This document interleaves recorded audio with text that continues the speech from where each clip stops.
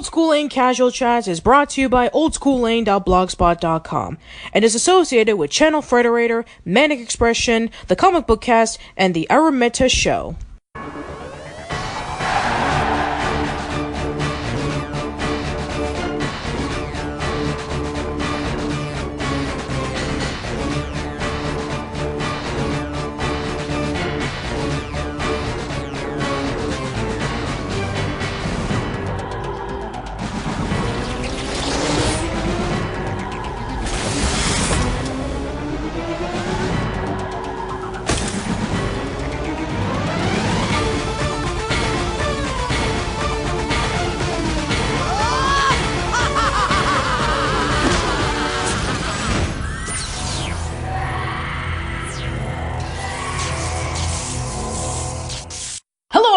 Welcome to a brand new episode of Casual Chats. I am Patricia, and I am back with the co-host of the Nerd Talk podcast, Remington. Welcome back, Remington. How's it going, guys? Alright, so last week we discussed about Rocko's Modern Life Static Cling on Netflix. And this week we're going to be discussing about the second movie that came out on Netflix, based off of the 2001 Nicktoon Invader Zim. And it's called Invader Zim Enter the Florpus. So, once again, just like with Static Cling, massive spoilers ahead. So, if you haven't seen it yet, then, stop this podcast right now. Go check it out on Netflix, or if you don't have Netflix, get a Netflix account, and then you can come back here and listen to us talking about it. So, right before we discuss about our thoughts of the movie, so, Remington, how did you first get introduced to Invader Zim? I don't remember what nights it aired, but I remember it used to be in between The Fairly Odd Parents and Rocket Power, and it was just one of those shows. I had buddies that loved it, so I kind of got. I would watch it with a bunch of buddies. Just on regular TV. Yeah, as for me, I got introduced to the show when it first came out. So, 2001, I was already I would say that I was probably I was a sophomore in high school, and then when the show came out, I remember watching the first episode with my sister, and we both fell in love with it. And it's kind of strange because my sister wasn't really into cartoons as much, but we both really got into Invader Zim. And this was a show that everybody in my high school just loved. They loved talking about Invader Zim. This was at a time in which when it was like the post-goth era, where people were constantly shopping in Hot Topic, and people were just so invested into Jordan Vasquez's other work, such as Johnny the Homicidal Maniac, I Feel Sick, Squee, and so many others. And Invader Zim was no exception. I remember that this show just made a huge impact on my friends from high school, and I remember that I knew a bunch of my friends who actually, used to go to Hot Topic every day after school and would, constantly shop for this stuff. And it's actually kind of interesting because this show only lasted for a few, 2 seasons right before it got canceled. There's a lot of, rumors as to why. Some say because that Nickelodeon didn't like the constant, the constant stuff that was featured in Invader Zim, such as in episodes such as, The Dark Harvest or, Bloody Gurs. Another rumored reason. Another reason was because it didn't get enough views and the ratings were really low, so they decided to just cancel it altogether. Some people say it was too expensive to produce. It hasn't really been 100% confirmed, but Invader Zim was one of the definitive cult classic Nicktoons, right up there with Rocko's Modern Life, in which the show wasn't appreciated until after it was done. Very true. Yeah, so it's actually kind of funny because I remember when I was in college, that was when I purchased my Invader Zim DVDs for around $40 or $50. Nowadays on eBay, they're $75 to $200, if you can believe it. Oh, yeah. Yeah, because they've been out of print for a very, very long time. There was so much merchandise of Invader Zim. Everybody was getting into Gur. Gur was this crazy character that everybody just loved. And then, of course, we had the likes of InvaderCon, which was a fan convention of Invader Zim. And then we had the unaired episodes being animated by a YouTuber named Soapy Waffles. And then, finally, that was when the Invader Zim comic book started coming out. And then like generated towards a whole bunch of Nicktoons comic books that would come out roughly after that. We had the Avatar comics, we had the Rugrats comics, we had the Rocko's Modern Life comics. It was like massive. Around 2017 or 2018 was when we first heard about the Invader Zim Enter the Florpus trailer on San Diego Comic-Con, and everybody just flipped out excited. And so now we finally get to talk about it, and once again, like mentioned before, massive spoilers ahead. And I couldn't remember where I'd heard this before. I thought it was on Rebel Taxi, but apparently it wasn't. This movie was supposed to be based off a lost movie concept from the original pitch Bible of Invader Zim, where it was supposed to be season 3 that was leading up to a TV movie or something. Yeah, you're absolutely right, Remington. There was talks of the final episode of Invader Zim to be a 3-part TV movie called Invader Dib. Invader Dib was supposed to be about, like, there was, like, the Urkin Armada was finally reaching over to Earth, and Dib was the only person who could be able to stop Invader Zim from conquering the Earth. And it involved with him having taxed ship, and then it involved with him, like, trying to stop the Armada from, from coming through. So you're absolutely right. So basically, it pulls in a whole bunch of ideas that never came into fruition and culminated to this TV movie. And yeah, so I guess we can get things started. So the TV movie begins with the most awesome animation like you can ever expect from Invader Zim. It opens up with an anime intro, and it's awesome. I love the intro. It was very well done animation. Similar to what we said about Rocko's Modern Life Static Cling, in which you don't really need to get into the series in order for you to understand Invader Zim and what the story is about. For Enter the Florpus, it's even more apparent because they introduce everything right away. It talks about how Dib is the only savior of the human race and how Zim came into Earth from the Urkin Empire and he's going to plan to conquer the world. It just basically covers the simple basics of the plot of Invader Zim in just only a few seconds. And then we reach over to when it's a long time that has passed and Zim and Gur have completely vanished.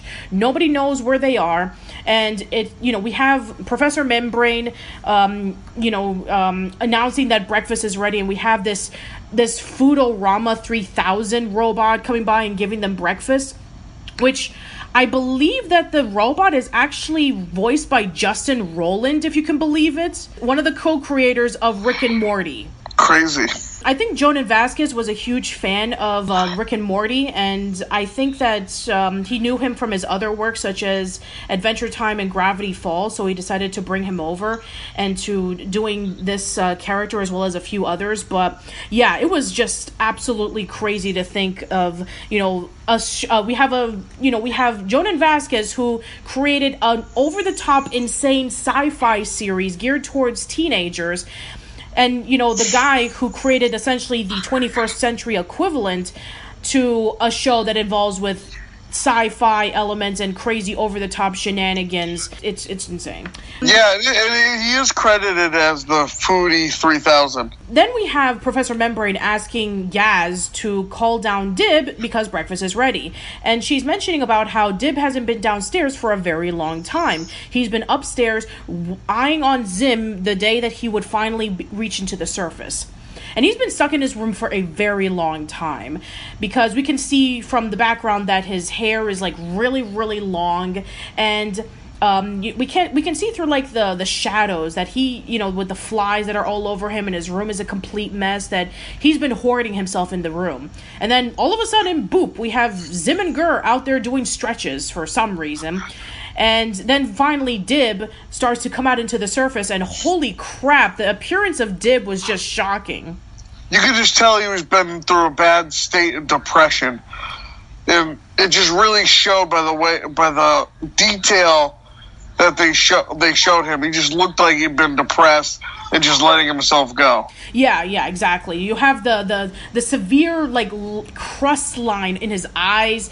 His entire ear is covered in wax. His hair is like all the way down to his down to the floor, and yeah, he really let himself go big time. And so Zim doesn't even recognize him at first, and then when he finally finds out that is Dib, then he actually decides to take advantage of it, saying that was his plan all along, to have Dib let himself go, that way that he doesn't have to chase after Zim anymore, because he's the only one who believes that, Zim is an alien, while everyone else thinks he's just a green human. And so then he talks about like some phase 2 plan where he just does a bunch of crazy crap, like switching mail and reading a newspaper that's not in subscription and all that stuff. And then he finally says that phase 2 was complete, and Dib was like, really, that's it? And then he just says yes, and then he's like, maybe. And then we actually do find out later on of why Zim disappeared all this time. The reason why was because he had himself stuck in the toilet, and that was just hilarious. Yeah, it was a good gag, which they brought up multiple times throughout the movie. Yeah. Oh, they sure do, that's for sure. And so then we finally have Zim going back inside, and Gur is watching TV like always, which is, typical of Gur to do, being surrounded by just a whole bunch of junk and stuff. And then finally Zim decides to contact the Almighty Tallest, and even the Almighty Tallest completely forget who he is. They're like, do you remember that one alien that we just sent away for a long time? It's glad that we don't have to speak about him anymore. Oh yeah, Zim. So, and then finally Zim calls, and now they're in a severe panic. And I just thought that was pretty hilarious. Because because basically you have the Tallest, and the reason why they sent Zim away was because he was the one who ruined Impending Doom 1. And Impending Doom 2 was the plan in which they had to start over with sending the Urkin invaders to go over to different planets so that they can be able to conquer them. And they send Zim away to a planet that is like billions of light years away, that they don't even know what the planet is. And then we have Zim just coming on by and saying, hey, I'm going to start on phase 2 of my plan. And they look like they don't even care. Yeah, and another thing to say about this, too, that first act of the movie is basically issue 1 and issue 2 of the comic book series. You're absolutely right. So, and here's the thing, like, I knew that was going to be the case, that when I first saw the trailer, it's like, yeah, it looked really familiar. It was essentially like issue 1 and issue 2 of the comics. So, it starts pretty much verbatim. It starts off with, Zim disappearing, Dib locked himself in his room for all this time, Zim coming out because, he got himself stuck in the toilet, and then finally we have the discussion of the plan. However, the major difference is that it doesn't have anything to do with like Professor Membrane's peace bracelet or the Florpus or anything like that. It involves with some prisoner. I forgot what the prisoner's name was, like prisoner 777 or something. And it goes into a completely different story. Everything else is just wackiness out there. Like, I would expect that Jonan was trying to lure people into saying like, hey, this is going to be an adaptation of the comics, but nope. It was good. It was a good way to introduce us back into the world again, too. Yeah, it was. And not only that, but the animation in this is absolutely gorgeous. Like, the original Invader Zim looked amazing as well, with its colors and its designs and everything. It looks amazing, even by today's standards. But looking at the way that Jonan Vasquez's art style had changed in the past 16, 17 years, and utilizing, the modern technology that we have with today's computers. Now, unlike Rocko's Modern Life Static Claim, they did draw everything with, like, flash animation and all that stuff, which makes a lot of sense because Invader Zim did come out in 2001, and they were already utilizing, some parts with paper and some parts with computer. It was at that point in which digital ink and paint was more used as opposed to, like, painting with cells. It was much more natural as opposed to something like Rocko's Modern Life, in which it started off with hand-painted cells, and then you can definitely see it with the pencil lines and all that stuff. But jumping over from from the original Invader Zim to enter the Florpus, it feels like nothing's changed. It just looks even more amazing. It's very gorgeous. It looks like Invader Zim. It doesn't look like anything else. It still keeps the feel of Invader Zim while updating the way it looks. Yeah, and I guess I didn't say this about Static Cling, and I should have, but the voice acting in it is phenomenal. It feels like that, these guys had just voiced the characters the same way as they did, 17 years ago. Definitely, I agree. The voice acting was very marvelous in both Static Cling and Invader Zim. Yes, they feel like, it feels like no time had passed between both of them. Especially with, the fact that with Invader Zim, there's a lot of screaming and there's a lot of inflections. I mean, with Rocko's Modern Life, you could say that with, various characters like Rocko and Filbert, Mr. Big Head, Mrs. Big Head.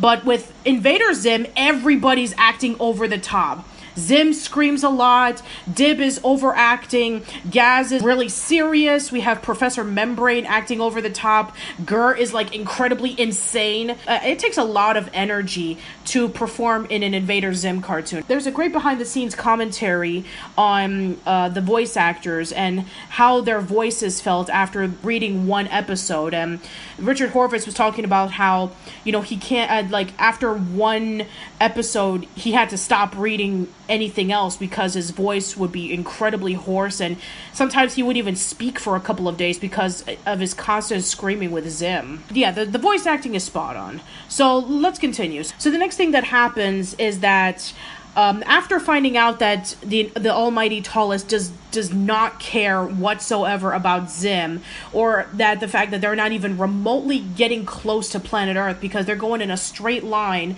into another path that is like a billion, 500 billion miles away from where they are, Zim goes into severe depression.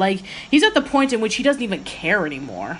He pretty much gives up. Yeah, he's almost an exact parallel to Dib in the movie. Yes, he is. So, just a few minutes ago, we saw Dib, and he was going through, this rocky montage where he's getting himself in shape, and then he's back to normal, and then he's, really overconfident, and then we see Zim, who went from being overconfident of going through phase 2 to just giving up because the Almighty Tallest is not even close to even visiting Earth anymore. So, then we have Dib, who's overly excited that, Zim is not going to conquer the world anymore, and so he decides to lock him up in the handcuffs, which were in the very first episode of Invader Zim, and he decides that he's going to bring him over to his dad so that he could show him once and for all that aliens do exist. Well, at the same time, Professor Membrane is doing a presentation about this peace bracelet, about how it gives peace, and it's Peace Day, and it's supposed to be giving peace or something. So I just love the fact that this is a plot twist that I didn't expect this to happen. So while Professor Membrane is giving the presentation, and Zim is looking really down on himself, and we have Dib, who allowed Zim to program the bracelet that he was wearing, as well as the entire presentation of Professor Membrane, so that it will switch over from Dib's presentation of showing off Zim. Zim actually tricked him and showing off that instead of revealing that Zim was an alien, Zim decided to disguise himself as a professor and use the bracelets that the kids were wearing with these gooey robots, and them holding hands together singing this stupid peace song that is amazing, and then it would transfer them over to the same location where the Almighty Tallest were. I did not expect this to happen. Well, see, it's not that I didn't expect it to happen. I didn't expect it to work so easily for him. I didn't think it was going to go so well. I thought something would have failed. Well, yeah, exactly, because every time that Zim tried to do something to get the Almighty Tallest closer, it ends up in a disaster. And it kind of does with the introduction of the Florpus, which we do know what it is now. The Florpus is like a black hole that sucks planets in and transfers them from dimension to dimension until it eventually gets destroyed. But for the most part, he was able to complete his task of moving planet Earth billions and billions of light years away into the same path that the almighty tallest is going to. And I just thought it was genius. It's probably the best idea that Zim had ever had. Definitely, and you could tell, like, they upped the stakes because it's a movie, you know? And I really like that. Yes, I enjoy that as well. And so we have Dib, who's just completely shocked that this has happened, and then he rushes back and he sees Clembrain, which is a clone of Professor Membrane with a fish head, and constantly serving pudding that Zim had created, so that they can fool Dib and Gas. And in reality, Professor Membrane is millions of light years away in a prison planet. And then I just love the inflections that Zim gives about how, you know, he thinks that he had finally defeated Dib and Gaz, about how, oh, do you have a spaceship? No, you don't. And then he just flies away, and he doesn't even care about the Florpus at all. He just cares more about the tallest about to come over, and that, you know, they'll be impressed that Zim had finally taken over the Earth, when in reality, the tallest don't even care, and they decide that they're going to blow up the Earth. That's what I'm saying, where it's a very, like, parallel to Dib, because they're both trying to impress people who they feel like are ignoring them. But Dib, I don't think his father's really ignoring him. You know, he's just trying to put better morals into his son. That's where where you get the antagonist thing, where Zim fails because the people really don't care. But Dib is actually gaining something because his dad does care, you know? Exactly. And I think I remember this in a commentary as well, that Jonan Vasquez was talking about how very similar Zim and Dib were. Their goal is similar, in which one wants to be able to save the world, while one wants to be able to conquer it, but they want to do it for different reasons. You know, basically Zim wants to do it so that he can impress the tallest, and Dib wants to do it not only for humanity, but to impress his father, because his father is all about science. He is the greatest scientist in the entire world, and, you know, Dib, with him being into science, but a different type of science, he's into the supernatural science, like aliens and Bigfoot and all that stuff, and Professor Membrane has always been kind of ashamed of him. And then we have Gaz, who is essentially just this gothic gamer chick, which was pretty prevalent around like the 2000s. And the one thing that I am really glad is that they were able to update her character. Instead of like being incredibly gothic, like it did work at the time, which nowadays it would have been too brooding, they actually did change her character into still liking video games, but actually being very caring for Dib. Like we see a soft spot that we've never seen before in the series. Oh, definitely. And I like that they made her more of a main character in this as well, because, you know, who could go wrong with more Gaz? Oh, absolutely. There haven't been a lot of episodes with Gaz. The only ones that I can think of that are memorable to me, there's the one episode in which when Gaz is waiting in line for hours upon hours to get the new Game Slave game. And then there's the episode in which when Dib was doing his experiment and he, gave Gaz a shot that made everything that she eats taste like pork. Yeah, I remember that. Then there's also the episode in which when Gaz helps Dib fight off Zim, who's inside his body. And then there's the episode in which when Gaz wants so badly to go over to Bloaty's Pizza. Speaking of Bloaty, Bloaty shows up as a quick cameo, and it is just as demented and terrifying as ever. Oh, I agree. Then Dib decides, hey, we need to go save our dad. But the problem is that Clembrain is very similar to, like, the Robo-Mom from Jimmy Neutron Boy Genius, in which when Jimmy's mom goes away on vacation and Jimmy decides to create a robot mom, and she does too good of a job that she thinks that she's the real mom. Well, it's essentially that plot, but instead it's not a robot, it's like a real creature. But it's or like the plot of the... Have you seen Doug's first movie? Yes. With the Roger mom bot? Oh, God, yes.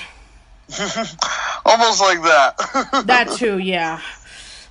Anyway, but yeah, it's essentially that plot. The only difference is that it just constantly serves pudding, and then they decide to kind of they decide that they're going to trick the robot, saying like, oh, we need you to make pudding while outside. And while they do that, while the Clembrain does that, Dib actually decides to bring out Gaz's Tack's ship. If you remember, there was another Urkin invader by the name of Tack who had a vendetta against Zim, and she had her ship. And Dib actually had it this entire time, which we did see in one of the last episodes of the series. The same person who plays as Tack also voices the ship as well, Olivia Dabo, and she does a fantastic job. Definitely. She was the original voice of Gaz, wasn't she? No, that would be Melissa Fawn. Oh, okay. Yeah, she's been the voice of Tack throughout the series, but she actually played Karen Arnold in the Wonder Years. Oh, wow. Yeah, it's kind of funny how many people think of her as Tack now. It kind of reminds me of you know how in Married with Children you have you have one of the characters, Bud. Yeah, he was played by David Faustino, and now more people know him as Mako from The Legend of Korra. Oh, wow. Yeah, I like Mako. Yeah, he was great. We have Dib and Gaz trying to take control of Tack's ship so that they can be able to fly over to the planet to save their dad. And I just love the fact that this Clembrain is just so dedicated to taking care of, Dib and Gaz, even though that he doesn't do a good job of it at all. He's just smothering them with pudding, and his ways of taking care of them is just so terrible. And then finally, when they just fly up into space, he kind of has like this little, smile in his eyes saying like, oh, to take care now. And then finally, we have Zim, who, feels like he just conquered the earth with everybody panicking. And I love that. And I love that scene with Gur in which he's saying like, nobody's looking at you. And then Zim's like, oh, because they're too terrified to look at me. He was so oblivious. Exactly.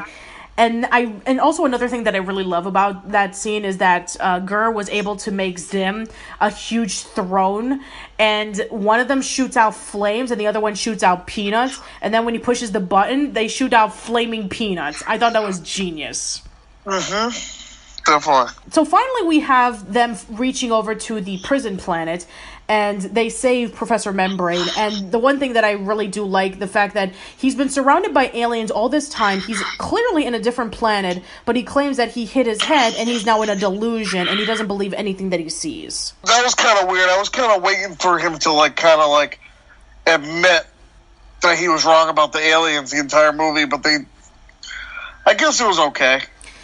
For his character. Yeah, it does make a lot of sense that he wouldn't actually fully believe that aliens were taking over because, it doesn't make sense in the world of science. But, I mean, Professor Membrane's plot later on in the movie is just so awesome. Oh, I know. I was so happy to see him actually get involved. That made it so worth it to me. I agree. It made the movie go up to an 11. Yeah, let's go to that scene already. So, we finally have, Dib landing back on Earth. We have him trying to fight off against, trying to get the moose, because apparently it's the moose that was the one that transport them over to the other part of the universe, and it was the one that caused the Florpus to open up. So if they get the moose, then they can be able to go back to normal. And so they need to get the moose, and finally, we have this amazing chase scene, which kind of reminds me a little bit of Battle of the Planets, except without planets that they were chasing each other with. They were just chasing each other by foot, which was also awesome. And then Zim gets his robots to fight off against Dib, and then Professor Membrane shows up, and he does a freaking Hadouken with his robot arms, and he fights them, and it was awesome. Yeah, it was extremely epic. The visuals, like we were saying earlier, the visuals were great, especially in these fight scenes. They were really good. I was just amazed by that scene, and we've just seen Professor Membrane and Dib fighting together, against Zim was just absolutely phenomenal. And then finally we have Gaz coming over, and she was amazing too when she was controlling Tack's ship, and she was playing she was shooting down the meteors like if it was a virtual reality video game. That was awesome.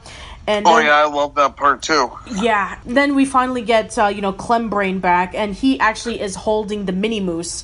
And he was just, saying like, who is this guy? And I'm your dad and stuff like that. And it was just so tragic when Zim comes along and says like, you are not you're not the dad. You don't even make good pudding. And you just see the tears coming down his face. It was so tragic. I know. But the scene where he finally gives them, where he walks over to Zim thinking like, now he's going to, go over to Zim because he was created by him. But no, he gives Gaz the moose, and then he grabs Zim by the head, and I just thought, oh man, yes, that's great. And then there was like this crazy subplot that, I thought was like a joke about the ham. Like the ham joke was just something I didn't expect. Yeah, I knew it was going to come back eventually because of, like, it's stuff like that, it's going to come back. I didn't expect it to come back in the way it did. I thought, the fact that the ham just came out of Dib and then finally, Gaz just grabbed it and just threw it at Zim, it was just priceless.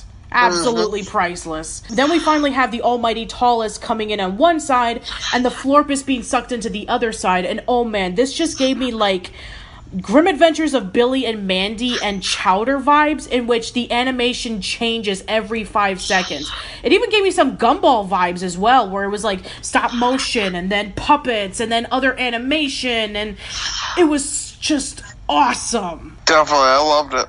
And then finally we have Professor Membrane fixing the moose, and then everything just goes back to normal. And the one thing that I just thought was like hilarious was that the almighty Tallest is actually the ship is actually their ship is stuck in the Florpus, and we don't even know how long they're going to be stuck there. So we can assume that maybe, with Zim trying to ask the Tallest about like, hey, are you ever going to be coming? I don't think they're going to be getting out anytime soon. No, but it'd be great if they had a sequel they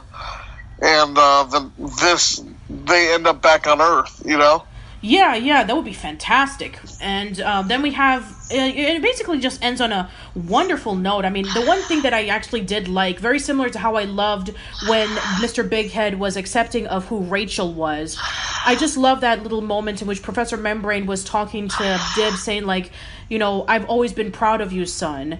And also with, Gaz saying, you've been through so much, I put you through a lot because I know that you could handle it. You can do so much better. You're my brother. And that is the most caring that I've ever seen of Gaz. And both of those moments were just wonderful and great character development. I thought it was amazing. The final shot with the almighty Tallest just burning alive with the puppets was just, it was a perfect, hilarious way to end things off. And I just thought, way to go, Invader Zim Enter the Florpus. You did a phenomenal job. Yeah, I thought they did a really great job of the special. There was a lot of work put into this. And I'm glad they made the movie and not an actual season of the show, because it wouldn't have looked as good as it did in this movie. The quality wouldn't have been as great as we're seeing now. And I hope for another movie, Yeah, exactly. And I think that there is room for another movie because we know that the comic book series is still going. And as of right now, Invader Zim Enter the Florpus is like either in the top 5 or in the top 3 in views, according to the Netflix website. So it's getting a lot of people tuning in, and it's really hard to say, like, which out of the 2 Nicktoon movies on Netflix is the best one. I like both of them for different reasons. I really like the callbacks from Rocko's Modern Life Static Cling. I like the introduction of, Rachel. I like that Rocko is relying too much on nostalgia from going into the present, and Mr. Bighead's transition from accepting Ralph into Rachel. And then there's Invader Zim Enter the Florpus, in which the animation is amazing. The characters have definitely changed and developed over time. It's a hilarious movie. It's like really funny. The music's spectacular, and just everything about it is of high quality. So it's really hard to say right now for me on which is my favorite. They're both high quality. You can tell there's a lot of work put into both. I'm glad we got something like both of what we got. I'm really glad we got these specials, because it makes me proud to be a Nickelodeon fan. Makes me happy to be grow up on these properties and see them flourish. Yeah. Exactly. Now, I think that this is definitely a great way for, huge celebration of Nickelodeon's 40th anniversary. I know that we didn't get like a massive, TV marathon or anything like that, but I think that these were just fantastic ways of, celebrating the Nicktoons legacy. Definitely, I agree. And when the next movie we talk about, I agree as well. I don't know if you've seen it yet, but whenever you get to see it, the Dora movie also represents those things as well. Yeah, so I have not seen the Dora movie, but I am planning on seeing it really soon.